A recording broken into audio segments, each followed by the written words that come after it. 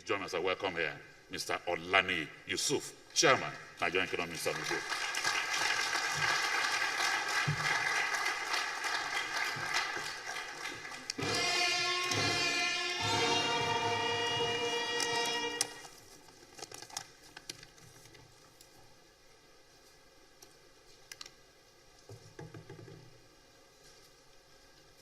Your Excellency, President Bola Ahmed Tinubu, GCFR, all other distinguished guests, let me stand on already established protocol.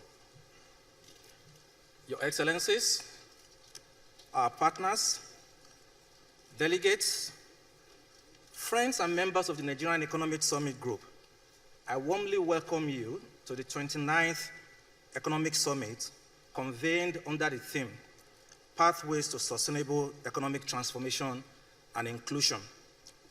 Our country has entered a new political and economic leadership era where the world is undergoing an unprecedented economic and geopolitical transformation. These have strategic national implications, challenges, and opportunities that Nigeria must consider as we advance into the future. On the global stage, the first few years of this decade have witnessed very significant disruptions, from the unprecedented COVID-19 pandemic to the ongoing war in Ukraine. And all these have ushered in fresh series of crises, including food, energy, and disruptions to the global supply chain. The transmission effects of this crisis have indeed aggravated economic challenges on the continent and also in Nigeria. For us in Nigeria, we have seen a return of older risks, including inflation, cost of living crisis, capital outflows, widespread social discontent, risk of geopolitically motivated regional confrontation, and recently, the marked risk of de-democratization of West Africa. These risk factors shaping this very uncertain and turbulent period will only favor a prepared, resilient, resourceful, responsive, and responsible national leadership. Earlier this year, we at the NESG engaged the country's political leadership when we hosted the first ever one-on-one close presidential dialogue session before the elections in March. And that session allowed our members, and indeed the citizens, to hear directly from the three presidential candidates. Mr. President, thank you for keeping faith with us then, and also thank you for keeping faith with us today.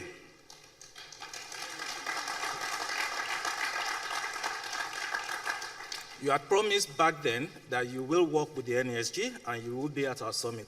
So thank you for being here at the 29th successive Economic Summit. And this is the longest standing unbroken national public dialogue on the continent.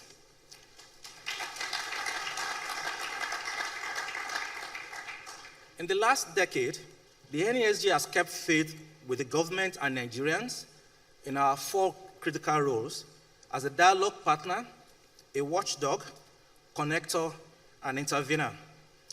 Our co-creation with the public sector has led to crucial summit outputs, some of which include the creation of the Presidential Enabling Business Environment Council, PEBEC, whose work saw Nigeria improve in the ease of doing business rankings.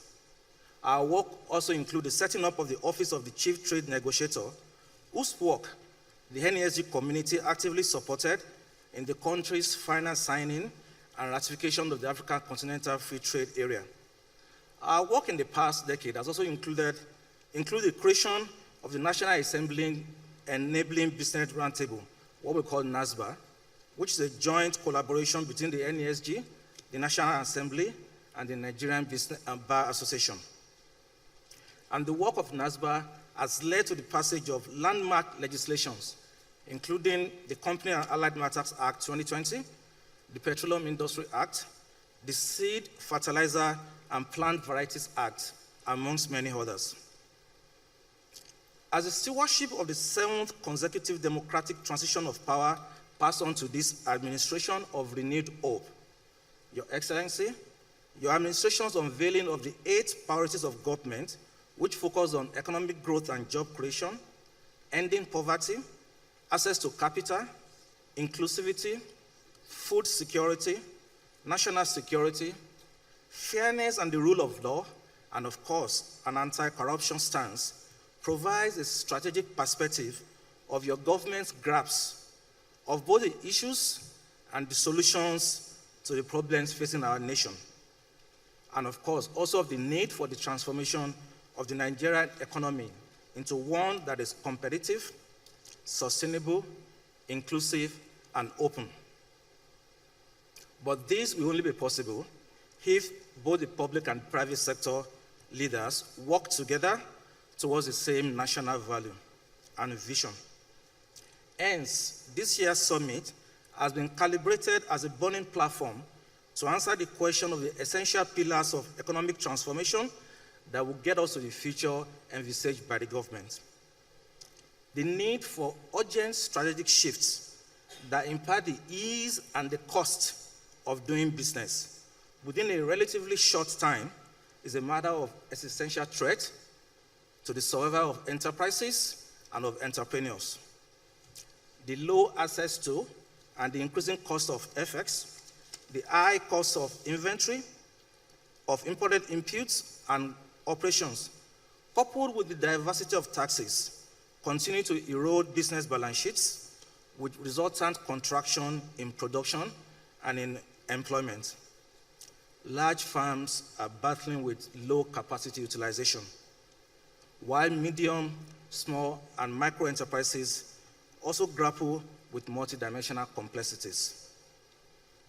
And of course, these poor economic outcomes have created worsening social conditions that cannot be taken for granted.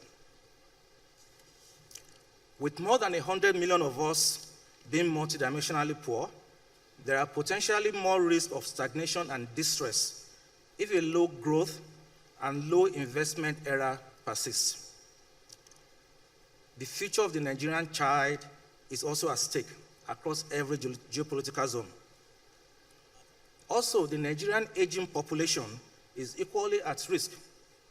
There is a high prospect that a retiree's savings and investments will be eroded entirely within just a few years into the first or second decade of retirement.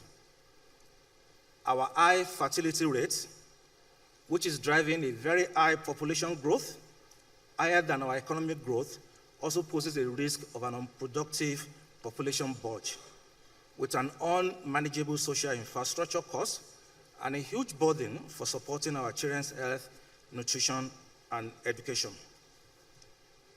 We know a multi-trillion-dollar economy is viable within a decade of serious reforms, consistent economic action, and deliberate institutional reforms. Our nation stands at a critical precipice, and our challenges demand immediate, concerted efforts. We need to act now with a shared sense of urgency. Your Excellency, a multi-trillion-dollar economy growth trajectory will urgently require certain actions, including the following. 1, a macroeconomic stabilization program supported by an aggressively scaled national security effort to halt all forms of syndicated and organized crime around crude oil and solid minerals. 2, a Made in Nigeria agenda. To make in Nigeria, however, 2 strategic drivers must be put in place. First, it's a national emergency energization program to ensure easy access to stable, predictable, and affordable electricity supply. Second is the creation of a national infrastructure corridor development program that will ensure an integrated linkage and logistics network that will link value chains to sea, land, and airports. 3 is a national job creation plan that drives the creation of huge volume of high-quality jobs. The 4th action, we believe, will be a revised national asset optimization plan that will ensure that critical national assets are fully utilized and are fully productive. If we must sell, concession, commercialize some of these assets to achieve the desired level of productivity, we should. 5, a national competitiveness plan that defines the sectors where we have a competitive advantage and export and expansion targets to achieve a trade surplus and a positive balance of payment. 6, it's a capacity building plan that answers the type of skills, competencies, expertise, and technology know-how required for the Nigerian workforce for a digitally industrialized Nigeria. 7th is a new compact with the Nigerian child that guarantees a promising, secure, and safe future for every Nigerian child. And lastly, 8, we need a revitalized national security policy and strategy to protect lives, properties, and our national assets. Achieving a multi-trillion-dollar economy will require significant paradigm shift, big, bold actions, tough choices, and significant sacrifices by all of us. We are all living witnesses to the outcomes of delayed and deferred action. The NESG stands ready to support the government to model the tough choices required and the associated palliative measures to ameliorate the short-term impact on the populace. In closing, I also want to express my gratitude to our members, our private and public sector partners, and the international community for their dedication, participation, and belief in the realization of a stable, sustainable, secure, inclusive, and economically prosperous Nigeria.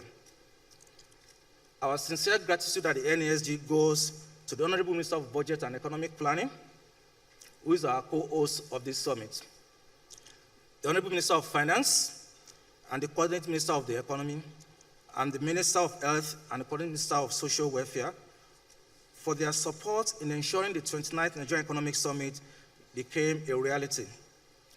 Our gratitude goes to all other honorable ministers and members of the Federal Executive Council, our National Assembly leadership, and your excellencies, all executive state governors here present. On behalf of the NESG, it is my honor to say a big thank you to all of you for your support and to welcome you to the 29th Nigerian Economic Summit. May God bless Nigeria.